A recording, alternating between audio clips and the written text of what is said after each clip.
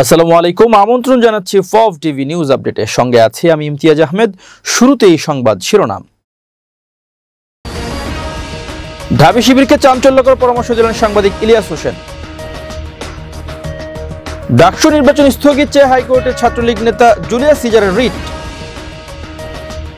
নুরের উপর হামলায় জড়িত জামাত, মন্তব্য ছাত্রদল নেতা আমানের। সামরিক শক্তিমত্তা দেখালো চীন, ভয়ঙ্কর অস্ত্রশস্ত্র দেখিয়ে কি বার্তা দিল? পাসপোর্ট ছাড়া ভারতে বাংলাদেশিদের থাকা নিয়ে নতুন শঙ্কা। এবার বিস্তারিত। প্রবাসী সাংবাদিক ইলিয়াস হোসেন বাংলাদেশ ইসলামী ছাত্র শিবিরের ঢাকা বিশ্ববিদ্যালয় শাখার নেতাকর্মীদের চাঞ্চল্যকর পরামর্শ দিয়েছেন। এক ফেসবুক স্ট্যাটাসে তিনি লিখেছেন, ঢাবি শিবিরের ছোট ভাইয়েরা প্যান্টের চেন সাবধান, অলওয়েজ লক এবং হাত দিয়ে চাপ দিয়ে গোপনাঙ্গের নিরাপত্তা নিশ্চিত করতে হবে। রিটকারী আপা ধর্ষিত হওয়ার জন্য যেভাবে চেষ্টা চালাচ্ছে, যে কোনো সময় তোমাদের গোপনাঙ্গের উপর হামলা চালাতে পারে। অন্যদিকে ছাত্র শিবিরের সাইবার বুলিং এর প্রতিবাদে আরো কঠোর কর্মসূচি পালনের হুঁশিয়ারি দিয়েছেন ছাত্রদলের সভাপতি রাকিবুল ইসলাম রাকিব। শিবিরের নেতাদের কাপুরুষ আখ্যা দিয়ে তিনি বলেন, শিবির সামাজিক যোগাযোগ মাধ্যমে ভুয়া আইডির মাধ্যমে রাজনীতি করে। তারা নারী ও রাজনৈতিক কর্মীদের চরিত্র হনন করতে সোশ্যাল মিডিয়া ব্যবহার করে। এ ধরনের সাইবার বুলিং বন্ধ করতে ছাত্রদল আরো বড় ধরনের কর্মসূচি ঘোষণা করবে। বুধবার রাজধানীর সুপ্রিম কোর্টের সামনে জাতীয়তাবাদী ছাত্রদলের নারী নেতৃত্বের উদ্যোগে আয়োজিত এক মানববন্ধনে তারা এই অভিযোগ করেন। ছাত্রদল সভাপতি বলেন, ছাত্র শিবিরের নেতাকর্মীরা নারী শিক্ষার্থীদের বিরুদ্ধে সাইবার বুলিং এর এবং হয়রানিতে জড়িত। ছাত্রদলের নারী নেত্রী মানসুরা, ফাহিমা এবং আরও শতাধিক নারী কর্মী নিয়মিত শিবিরের সাইবার বুলিং এর শিকার। ঢাকা বিশ্ববিদ্যালয় প্রশাসন ছাত্র শিবির ও জামাতকে সরাসরি পৃষ্ঠপোষকতা করছে বলেও অভিযোগ করেন তিনি।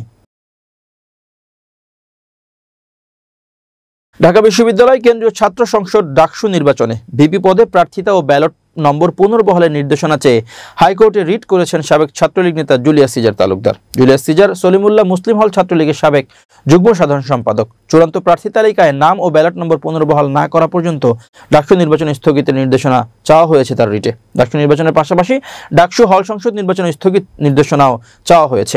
জুলিয়াস সিজার তালুকদারের নাম ও ব্যালট নম্বর চূড়ান্ত প্রার্থী তালিকা থেকে বাদ দেওয়া এবং তার বিরুদ্ধে ওঠা অভিযোগ তদন্তে বিশ্ববিদ্যালয় সিন্ডিকেটের 3 সদস্যের তদন্ত কমিটি গঠনের সিদ্ধান্ত কেন আইনগত কর্তৃত্ব বহির্ভূত ঘোষণা করা হবে না মর্মে রুল জারির আর্জি জানানো হয়েছে রিটে। ডাকসু ভোটের চূড়ান্ত তালিকা প্রকাশের পর সলিমুল্লাহ মুসলিম হলের হাউস টিউটর ও সহকারী রিটার্নিং কর্মকর্তা নির্বাচন কমিশনে জুলিয়াস সিজার তালুকদারের বিরুদ্ধে নিষিদ্ধ ছাত্রলীগের সম্পৃক্ত থাকার অভিযোগ দেন। পরে অভিযোগের বিষয়ে নির্বাচনী আপিল ট্রাইব্যুনালে শুনানি হয়, কিন্তু নির্বাচনী আপিল ট্রাইব্যুনাল তার প্রার্থিতার বিষয়ে কোনো সিদ্ধান্ত না দিয়ে নির্বাচন কমিশনে সুপারিশ পাঠায়।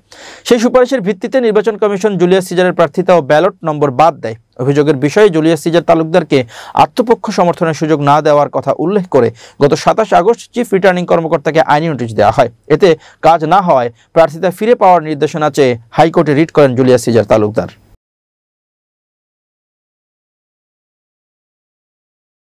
গণ অধিকার সভাপতি নুরুল হক নূরের উপর হামলায় জামাত ইসলামী জড়িত বলে অভিযোগ করেছেন ছাত্রদলের কেন্দ্রীয় সাংগঠনিক সম্পাদক আমানুল্লাহ আমান। পরিস্থিতি ঘোলাটে করে নির্বাচন পেছানোর ষড়যন্ত্রের অংশ হিসেবে জামাত এটা করেছে বলে তিনি দাবি করেন। মঙ্গলবার রাজশাহী বিশ্ববিদ্যালয়ের প্যারিস রোডে শাখা ছাত্রদলের বিক্ষোভ ও অবস্থান কর্মসূচিতে প্রধান অতিথির বক্তব্যে তিনি একথা বলেন।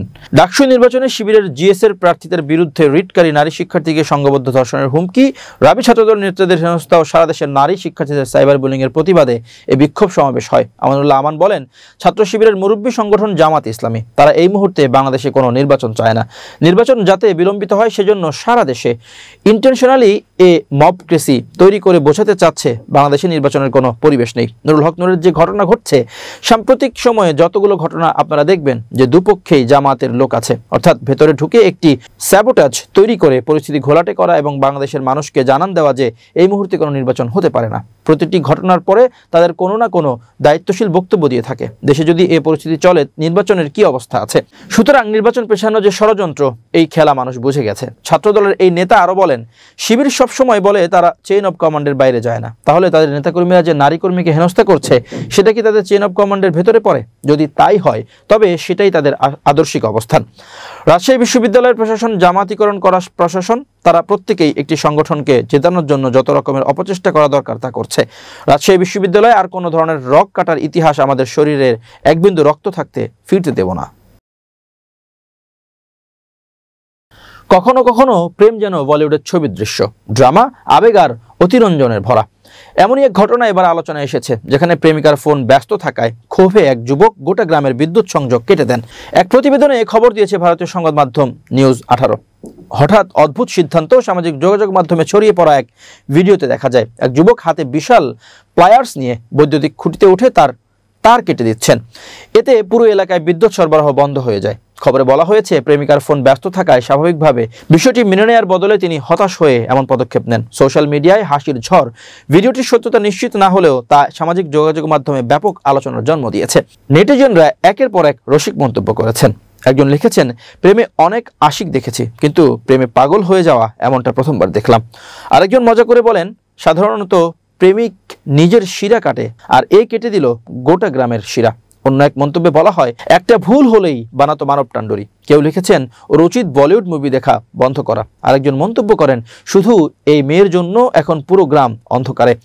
কারো রসিকতা, সেরা স্কিলের ব্যবহার, এটাই প্রেমের পাওয়ার। কিংবা মানুষকে নতুন আইডিয়া দিচ্ছে লোকটা। কেউ কেউ আবার বলিউডের সাইয়ারা সিনেমার সঙ্গে তুলনা করেছেন। এক নেটিজেন লিখেছেন, এ যেন সত্যিকারের সাইয়ারা। বিহারে এমন আরেক ঘটনা এটাই প্রথম নয়। 2022 সালে ভারতের বিহারের পূর্ণিয়ার গণেশপুর গ্রামে এক যুবক প্রতিদিন সন্ধ্যায় বিদ্যুৎ সরবরাহ বন্ধ করে দিতেন, কারণ অন্ধকারে প্রেমিকার সঙ্গে দেখা করার সুযোগ তৈরি করা। গ্রাম জুড়ে নিয়মিত 2-3 ঘন্টা ব্ল্যাকআউট চলত, অথচ আশপাশের এলাকায় বিদ্যুৎ থাকত। অবশেষে তার কাণ্ড ফাঁস হয়ে যায়। এবার আন্তর্জাতিক প্রসঙ্গ। দ্বিতীয় বিশ্বযুদ্ধে জাপানের বিরুদ্ধে জয়ের 80তম বর্ষপূর্তি উদযাপনের ঐতিহাসিক তিয়ানানমেন স্কোয়ারে চোখ ধাঁধানো সামরিক কুচকাওয়াজের আয়োজন করেছে চীন। সেখানে বিশ্ববাসীর সামনে নিজেদের অত্যাধুনিক সব অস্ত্রের বহর প্রদর্শন করেছে দেশটি। বুধবার 3 সেপ্টেম্বর তিয়ানানমেন স্কোয়ারে এই সামরিক কুচকাওয়াজের আয়োজন করা হয়। এ সময় চীনের প্রেসিডেন্ট শি জিনপিং এর সঙ্গে এক মঞ্চে দেখা যায় রুশ প্রেসিডেন্ট ভ্লাদিমির পুতিন এবং উত্তর কোরিয়ার সর্বোচ্চ নেতা কিম জং উনকে। খবর বিবিসির। বিশ্লেষকরা বলেছেন, শুল্কযুদ্ধ সহ বিভিন্ন কারণে যুক্তরাষ্ট্রের সঙ্গে তীব্র উত্তেজনার মধ্যে চীনের এই প্যারেড নতুন বার্তা দিচ্ছে বিশ্বকে। চীনের এমন শক্তি প্রদর্শনের দিনে রীতিমতো ক্ষোভ ঝেড়েছেন মার্কিন প্রেসিডেন্ট ডোনাল্ড ট্রাম্প। সেই সঙ্গে তিনি অভিযোগ তুলেছেন, চীনের সঙ্গে মিলে যুক্তরাষ্ট্রের বিরুদ্ধে ষড়যন্ত্র করছে কিম জং উন ও পুতিন। চীনের রাজধানী বেইজিংয়ের তিয়ানআনমেন স্কোয়ারে 70 মিনিটের সামরিক মহড়া ও শৈল্পিক কুচকাওয়াজে প্রদর্শিত হয় সর্বাধুনিক সব সামরিক প্রযুক্তি। আকাশে ড্রোন, হাইপারসোনিক মিসাইল আর সড়কে ভারী ট্যাঙ্কের সমারোহে বেইজিংয়ের ক্রমবর্ধমান সামরিক শক্তি তুলে ধরেন শি জিনপিং। এদিন প্রথমবারের মতো প্রদর্শিত হয় DF-61 আন্তঃমহাদেশীয় ক্ষেপণাস্ত্র, JL-3 submarine launch, ballistic missile এবং হাইপারসোনিক অ্যান্টি-শিপ মিসাইল YS-20। এছাড়া 99B main battle tank, PHL-16 multiple rocket launcher এবং নতুন প্রজন্মের লয়াল উইমেন ড্রোনও নজর কাড়ে সবার। বিশ্লেষকদের মতে এই মিসাইল ও হাইপারসনিক অস্ত্রগুলো মূলত মার্কিন নৌবাহিনী ও তাইওয়ান প্রণালীতে ওয়াশিংটনের সামরিক উপস্থিতি ঠেকাতে ব্যবহার করবে চীন। বিশেষত ক্যারিয়ার কিলার নামে পরিচিত YJ-20 মিসাইল মূলত তৈরি করা হয়েছে মার্কিন বিমানবাহী রণতরীগুলোকে টার্গেট করে। মহড়ার মঞ্চে চীনা প্রেসিডেন্ট শি জিনপিং বলেন, চীনের পিপলস লিবারেশন আর্মি সবসময় সরকার ও জনগণের নির্ভরযোগ্য বাহিনী। নিজের সেনাবাহিনীদেরকে বিশ্বমানের বাহিনী হিসেবে নিজেদের গড়ে তোলার আহ্বানও জানান তিনি। Xi Jinping People's Liberation Army সবসময় দল ও জনগণের অগাধ আস্থার প্রতীক। সব কর্মকর্তা ও সদস্যদের উচিত অর্পিত দায়িত্ব নিষ্ঠার সঙ্গে পালন করা, দ্রুত বিশ্বমানের সেনাবাহিনী গড়ে তোলা, জাতীয় ঐক্য ও ভৌগোলিক অখণ্ডতা দৃঢ়ভাবে রক্ষা করা এবং মহান চীনা জাতির পুনর্জাগরণের লক্ষ্যে কৌশলগত সহায়তা প্রদান করা। কুচকাওয়াজে সশরীরে উপস্থিত ছিলেন রাশিয়ার প্রেসিডেন্ট ভ্লাদিমির পুতিন ও উত্তর কোরিয়ার কিম জং উন। মূলত এই ব্যাপারটি জ্বালা ধরিয়ে দিয়েছে মার্কিন প্রেসিডেন্ট ডোনাল্ড ট্রাম্পের বুকে। সামাজিক যোগাযোগ মাধ্যমে ট্রাম্প লিখেছেন, চীনের প্রেসিডেন্ট শি জিনপিং এর কি জাপানি আগ্রাসনের বিরুদ্ধে যুদ্ধের সময় যুক্তরাষ্ট্রের অবদান মনে আছে? শি ও চীনের জনগণের জন্য শুভেচ্ছা রইল। একই সঙ্গে রাশিয়ার প্রেসিডেন্ট ভ্লাদিমির পুতিন এবং উত্তর কোরিয়ার নেতা কিম জং উনের বিরুদ্ধে যুক্তরাষ্ট্র বিরোধী ষড়যন্ত্রের অভিযোগ এনেছেন মার্কিন প্রেসিডেন্ট ডোনাল্ড ট্রাম্প। বাংলাদেশের ধর্মীয় নিপীড়ন থেকে বাঁচতে পাসপোর্ট কিংবা অন্যান্য ভ্রমণ নথিপত্র ছাড়াই ভারতে যাওয়া সংখ্যালঘু সম্প্রদায়ের সদস্যরা দেশটিতে অতিরিক্ত সময়ের জন্য অবস্থান করতে পারবেন। শুধু বাংলাদেশ নয়, পাকিস্তান ও আফগানিস্তান থেকে ভারতে প্রবেশ করা ব্যক্তিরাও এই সুবিধা ভোগ করতে পারবেন। সোমবার থেকে কার্যকর হওয়া ভারতের ইমিগ্রেশন অ্যান্ড ফরেনার্স অ্যাক্ট 2025 এর আওতায় ওই সংখ্যালঘুরা কোনো ধরনের শাস্তির মুখোমুখি হবেন না বলে দেশটির স্বরাষ্ট্র মন্ত্রণালয় জানিয়েছে।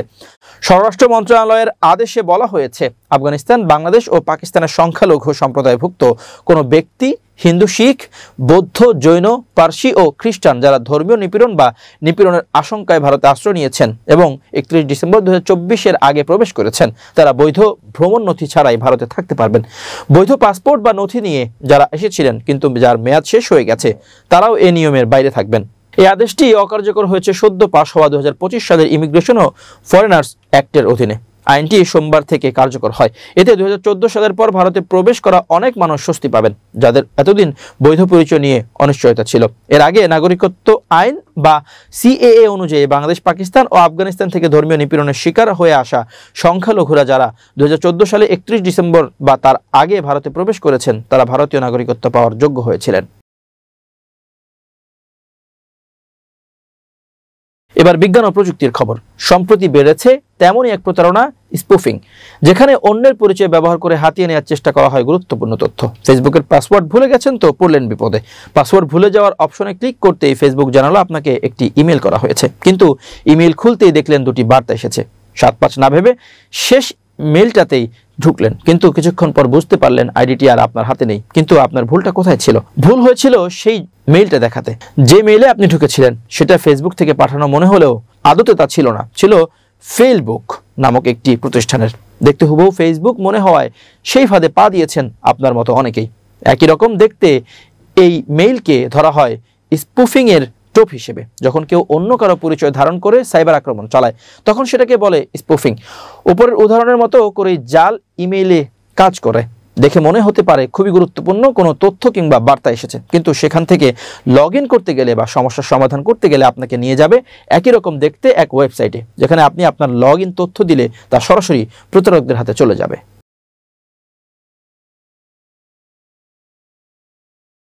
এবার খেলার খবর। প্রথম ম্যাচে সাকিব আল হাসানের কীর্তিতে ভাগ বসিয়েছেন লিটন দাস। তৃতীয় টি-20তে সাবেক অধিনায়ককে পেছনে ফেললেন বর্তমান অধিনায়ক।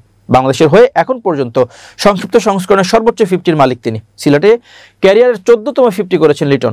50টাও করেছেন দেখার মতো। 45 রানের সময় ড্যানিয়েল ডোরামকে স্লোক সুইপে ছক্কা হাঁকিয়ে।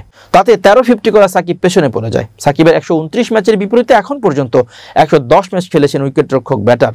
শুধু 50 পূর্ণ করার সময় নয়, ওপেনিংয়ে নামার পর থেকে আক্রমণাত্মক মেজাজে ব্যাটিং করেছেন লিটন। ইনিংসের তৃতীয় ওভারে ডোরামের অফ স্পিন থেকেই 22 রান নিয়ে ঝড়ো ব্যাটিংয়ের ইঙ্গিত দিয়েছিলেন বাংলাদেশের অধিনায়ক লিটন কুমার দাস। প্রিয় দর্শক, শেষ করছি ফব টিভি নিউজ আপডেট। আজ এ পর্যন্তই। ভিন্ন খবর নিয়ে দেখা হবে আগামীকাল রাত 8টায়। নিজেকে আপডেট রাখতে সাবস্ক্রাইব করুন চ্যানেলটি। নিয়মিত লাইক, কমেন্ট ও শেয়ার করে ছড়িয়ে দিন সর্বত্র। সুস্থ থাকুন, নিরাপদে থাকুন। আল্লাহ হাফেজ।